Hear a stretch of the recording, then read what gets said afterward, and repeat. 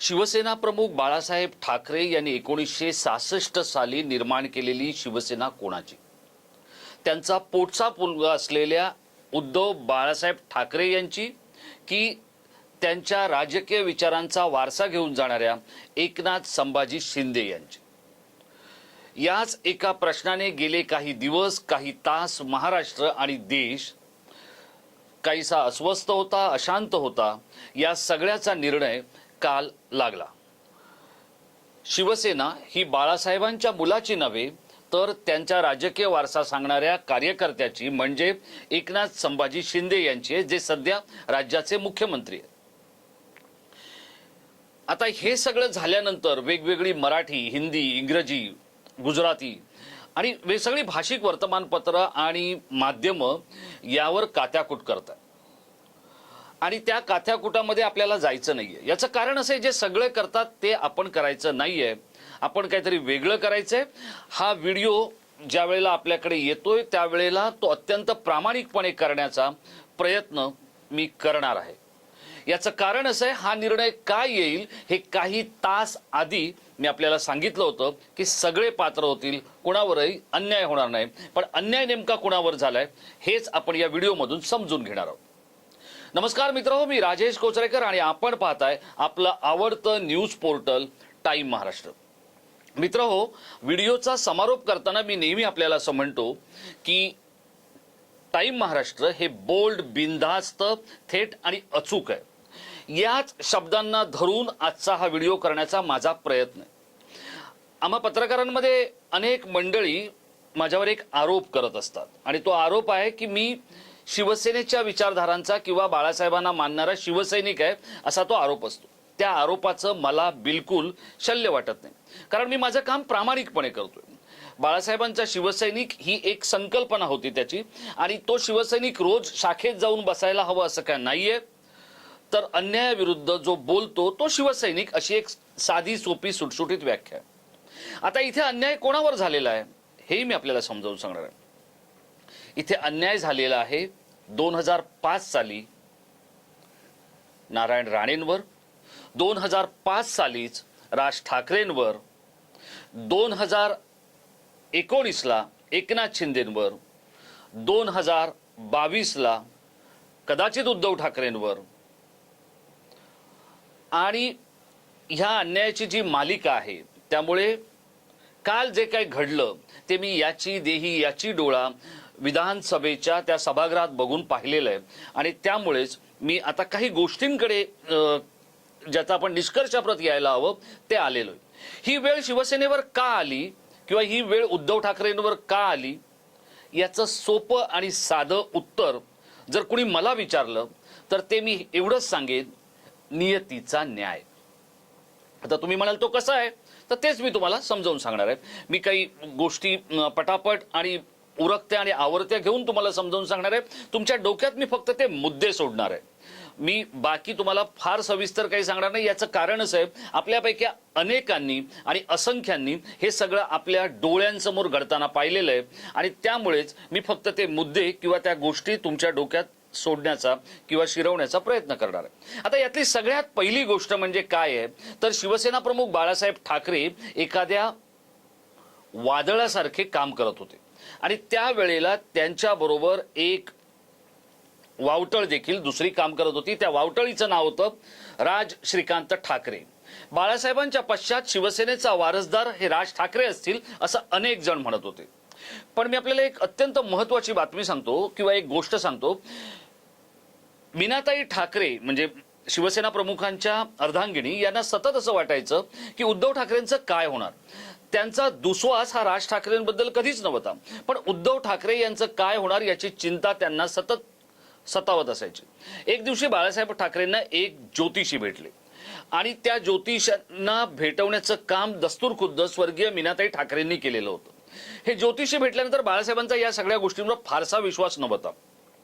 ते ज्योतिषांचे मित्र असायचे, मग ते चंद्रास्वामी असो किंवा आणखी कोणी असो, त्यांना ते भेटायचे वगैरे हे सगळं करायचे, पण ते त्यात अडकायचे नाहीत, जशी आजची त्यांची पिढी त्यात अडकते. बाळासाहेबांना ते ज्योतिषी भेटल्यानंतर बाळासाहेबांनी त्या ज्योतिषांना पहिले थांबवलं, जय महाराष्ट्र केलं, हाय हॅलो केलं आणि थांबवलं. ते म्हणाले, तुम्ही जे काही सांगायचे ते तुमचं नंतर सांगा, मी तुम्हाला माझं काही सांगण्याच्या आधी एक गोष्ट सांगतो, या माझ्या खुर्चीवर माझा दादूच बसणार. तोपर्यंत उद्धव ठाकरे कुठेही नव्हते.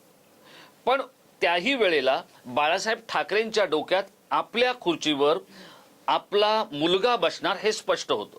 पण दुसऱ्या बाजूला राज ठाकरे तर घोंगावत्या वावटळीसारखं काम करत होते, शिवसैनिकांना भेटत होते, सभा घेत होते, वेगवेगळे कार्यक्रम करत होते आणि त्यामुळे शिवसैनिकांच्या मनात शिवसेना प्रमुखांचा राजकीय वारसदार हे राज ठाकरे होते. ही सगळी गोष्ट आपल्या मुळावर येईल हे लक्षात आल्यानंतर राज ठाकरे यांचा राजकीय काटा काढण्यात आला आणि 2005 साली राज ठाकरे यांना पक्षातून बाहेर जावं लागलं. राज ठाकरेंना ज्या दिवशी पक्षातून बाहेर जावं लागलं त्यावेळेला जी काही मोजकी मंडळी राज ठाकरेंना भेटली होती त्यापैकी मी एक होतो. हल्ली मी राज ठाकरेंना भेटत नाही कारण ते सामान्यांना वेळ देत नाहीत असं माझं मत आहे आणि मी एक सामान्य माध्यमकर्मी आहे.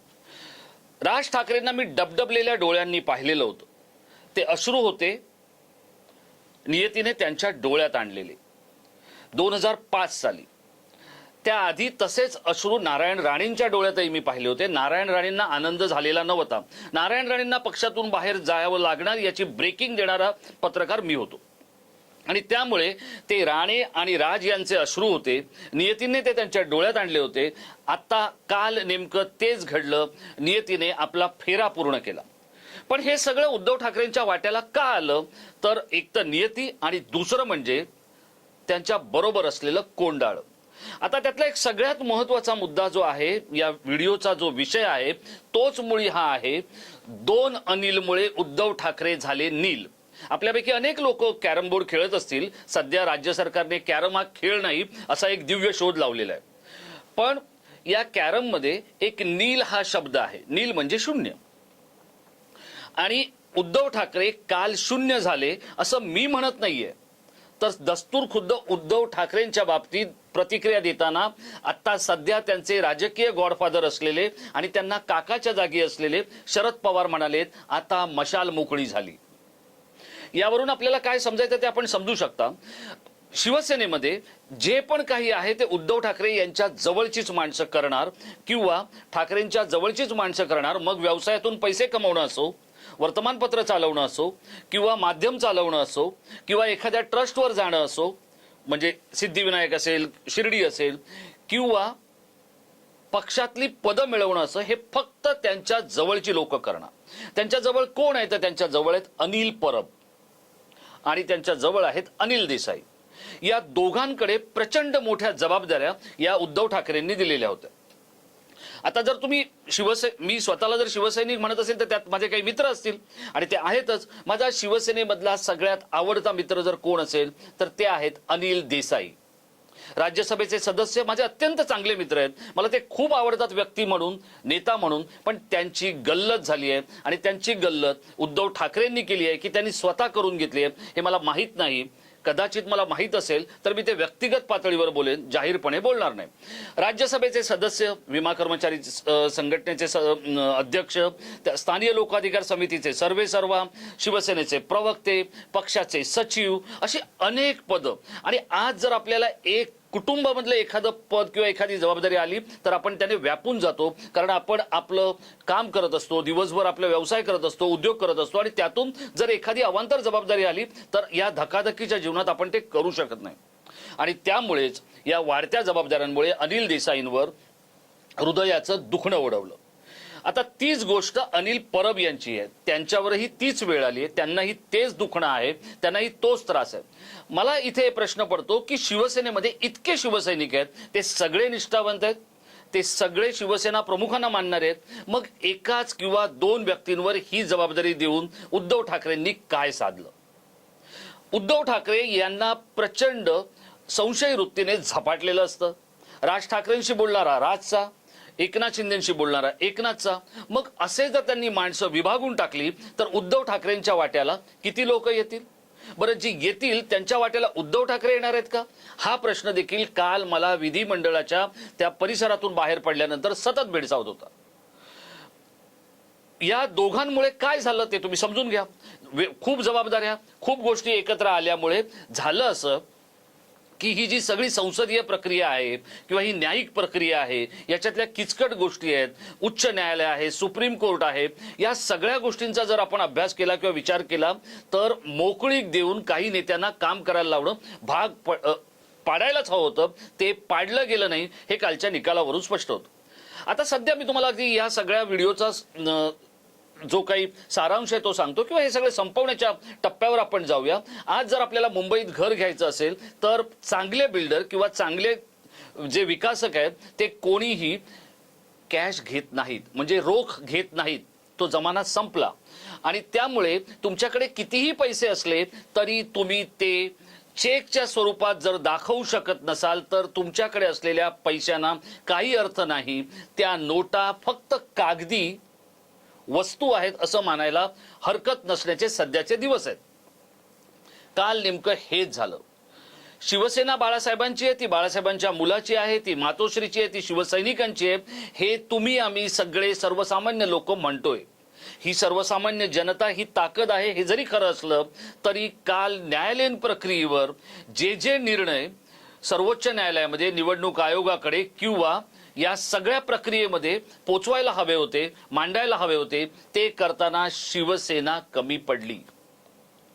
माझं तर याच्या पुढचं म्हणजे आव्हान म्हणा किंवा एक विनंती आहे, उद्धव ठाकरेंनी जे घडलं त्यातून पक्ष उभा करताना या संपूर्ण निर्णय प्रक्रियेमध्ये कुठे कुठे गल्लत झाली आणि ती कोणी केली याचा तपशील जर स्वतः तटस्थपणे काही विधिज्ञांकडून समजून घेतला तर त्यांना कळेल की आपण नेमकं काय चुकवलं आणि काय चुकलं.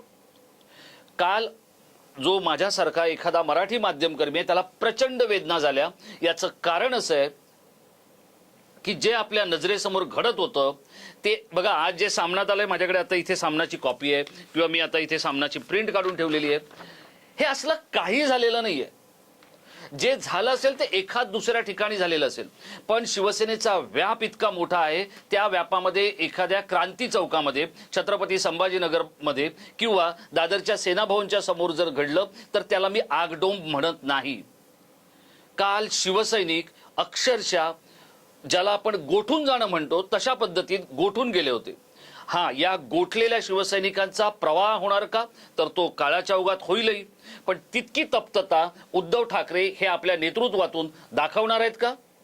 त्यांच्या भोवती असलेलं स्वार्थी लोकांचं जे कोंडाळ आहे किंवा त्यांच्या भोवतीचं जे अष्टप्रधान आहेत ते अष्टप्रधान उद्धव ठाकरेंना त्यातून बाहेर येऊ देणार आहेत की नाही, हा सगळ्यात कळीचा मुद्दा आहे.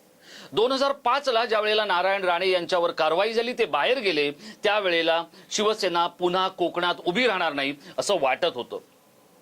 पण आज तिथल्या सर्वात मोठ्या व्यापारी शहराचा कुडाळचा आमदार हा वैभव नाईक शिवसेनेचा उद्धव ठाकरेंना मानणारा आहे आणि त्याने नारायण राणे यांचा पराभव केलाय. हे वास्तव आहे, ते आपल्याला नाकारून चालणार नाही.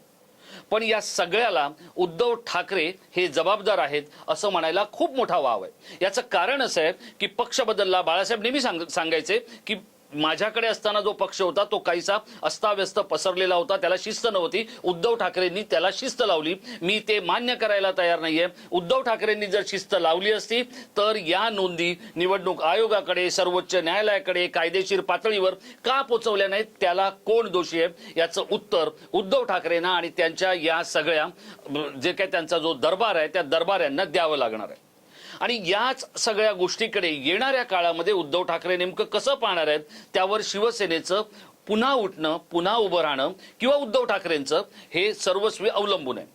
आता गंमत बघा, घराणेशाही या सगळ्या गोष्टीबद्दल शेवटचं काही मी सांगून आपली रजा घेणार आहे. घराणेशाहीबद्दल ज्याबद्दल बोललं जातं, जो राहुल कनाल आदित्य ठाकरेंच्या बेडरूम मध्ये असायचा, जो राहुल कनाल बॉलिवूड स्टार्सना मातोश्रीवर घेऊन यायचा, तोच आता शिंदेच्या मुलाकडे आहे आणि तोच आता तेच काम करतोय जे तो आदित्य ठाकरेंसाठी करायचा. मग याच्यात नवीन काय घडलं हा माझा प्रश्न आहे आणि हा प्रश्न एका सामान्य मुंबईकराचा, एका सामान्य मराठी माणसाचा प्रश्न आहे. याचं उत्तर सकाळची संजय राऊतांची बडबडबाजी देणार आहे का? कमरेखाली जे काही बोलून प्रतिक्रिया देण्याचा संजय राऊतांचा जो प्रघात आहे तो देणार आहे का? याचं उत्तर मुंबईतल्या सामान्य मराठी माणसाला आणि महाराष्ट्रातल्या मराठी नागरिकाला मिळायला हवं. याचं कारण असं आहे की हे सगळं होत असताना आता बघा नियतीचा खेळ जो मी आपल्याला म्हटलं होतं तो कसा होता. हे तेच राहुल नार्वेकर आहेत जे आदित्य ठाकरेंच्या कोर टीम मध्ये काम करत होते. याच राहुल नार्वेकरांच्या अलिबाग मधल्या फार्म हाऊसवर युवा सेनेची शिबिरं होत होती. याच राहुल नार्वेकरांना शिवसेनेनं पायघड्या घातल्या होत्या. आज त्याच राहुल नार्वेकरांनी उद्धव ठाकरे यांच्या राजकीय नेतृत्वाचा कोतळा काढलाय. हा नियतीचा सूड आहे आणि हा नियतीचा फेरा आहे. त्यामुळे राज ठाकरेंनी 2005 मध्ये जे अश्रू ढाळले तेच अश्रू 2022 मध्ये शिवसैनिकांनी ढाळले, ज्या दिवशी त्यांच्या बाळासाहेबांचा मुलगा पदावरून त्यांच्या फेसबुकच्या लाईव्ह मधून मुख्यमंत्री पदाचा राजीनामा देऊन खाली उतरला. त्यावेळेला या शिवसैनिकांनी अश्रू ढाळले होते. आणि त्यानंतर काल ज्या वेळेला 10 जानेवारी 2024ला म्हणजे स्वर्गीय मीनाताईंच्या जयंतीनंतर अवघ्या 4 दिवसांनी आणि शिवसेना प्रमुख बाळासाहेब ठाकरे यांच्या जयंती दिनाच्या 13 दिवस आधी शिवसेनेच्या बाबतीतला हा आलेला निर्णय ही उद्धव ठाकरे यांची आणि त्यांच्या दरबाऱ्यांची विलक्षण अशी चूक आहे. 2 अनिलने उद्धव ठाकरेंना नील ठरवलेलं आहे. हा नियतीचा सूड आहे आणि नियतीने आपलं वर्तुळ पूर्ण केलंय. आपल्याला काय वाटतं, नियतीने जरी वर्तुळ पूर्ण केलेलं असलं तरी यातून शिवसेना पुन्हा उठण्यासाठी उद्धव ठाकरे खऱ्याखुऱ्या प्रामाणिक नेत्यासारखं काम करतील का? आपल्यावर असलेल्या घराणेशाहीचा आरोप दूर करताना चांद्यापासून बांद्यापर्यंतच्या शिवसैनिकांना ते जवळ करतील का? जाता जाता मी एकच शेवटची गोष्ट आपल्याला सांगतो आणि आपली रजा घेतो. उद्धव ठाकरेंनी किंवा शिवसेनेने ज्या भाऊसाहेब वाघचौरेंना शिर्डीमध्ये एबी फॉर्म दिला होता, त्यांनी हातात एबी फॉर्म घेऊन दुसऱ्या पक्षात जाणं पसंत केलं होतं. ते काँग्रेसमध्ये गेले होते. तेच भाऊसाहेब वाघचौरे उद्धव ठाकरेंना चालतात, पण शिवसेनेच्या परळ सारख्या बालेकिल्ल्यामध्ये अगदी आपल्या अंगाखांद्यावर भगवं रक्त वाहवणारा किंवा भगव्या वाटचालीवर गेली अनेक वर्ष चालणारा नाना अंबोले सारखा कार्यकर्ता उद्धव ठाकरेंना चालत नाही. हा भेदभाव नेमका कशासाठी आहे आणि हा भेदभाव नेमका शिवसेनेला कुठे घेऊन जाणार आहे?